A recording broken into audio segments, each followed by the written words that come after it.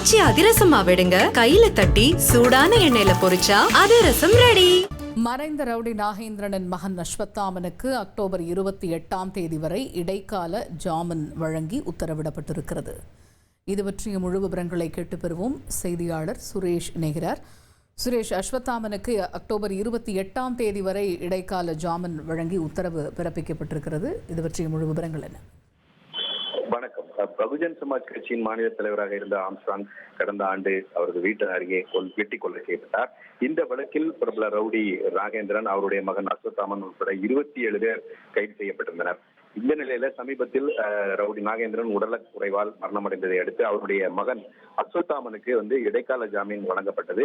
இடைக்கால ஜாமீன் நேற்று மாலை முடிவடைந்ததை அடுத்து நேற்று மாலை அவர் மீண்டும் சென்னை முதன்மை அமர்வு நீதிமன்றத்தில் சரணடைந்தார். அவரை மீண்டும் சிறையில் அடைக்க நீதிமன்றம் உத்தரவிட்டிருந்தது. இந்த நிலையில தந்தையுடைய மரணத்தை தொடர்ந்து நடக்க இருக்கக்கூடிய காரியம் உள்ளிட்ட நிகழ்ச்சிகளில் பங்கேற்க தனக்கு 15 நாட்கள் இடைக்கால ஜாமீன் வழங்க வேண்டும் என்று அஸ்வத்தாமன் தரப்பில் மனு தாக்கல் செய்யப்பட்டது. இந்த மனுவை விசாரித்த நீதிபதி கார்த்திகேயன் அக்டோபர் 28 வரைக்கும் அஸ்வத்தாமனுக்கு இடைக்கால ஜாமீன் வழங்கி உத்தரவிட்டிருக்கிறார். இதற்கிடையில ஆம்ஸ்ட்ராங் கொலை வழக்கில் கைது செய்யப்பட்டு கடந்த 1.5 ஆண்டுகளாக சிறையில் இருக்கக்கூடிய சதீஷ் மற்றும் ஹரிஹரனுக்கும் ஜாமீன் வழங்கி சென்னை முதன்மை அமர்வு நீதிமன்றம் உத்தரவிட்டிருக்கிறது. விரிவான விவரங்களுக்கு நன்றி சுரேஷ். ஆச்சி அதிரசமா விடுங்க, கையில தட்டி சூடான எண்ணெயில பொரிச்சா அதிரசம் ரெடி.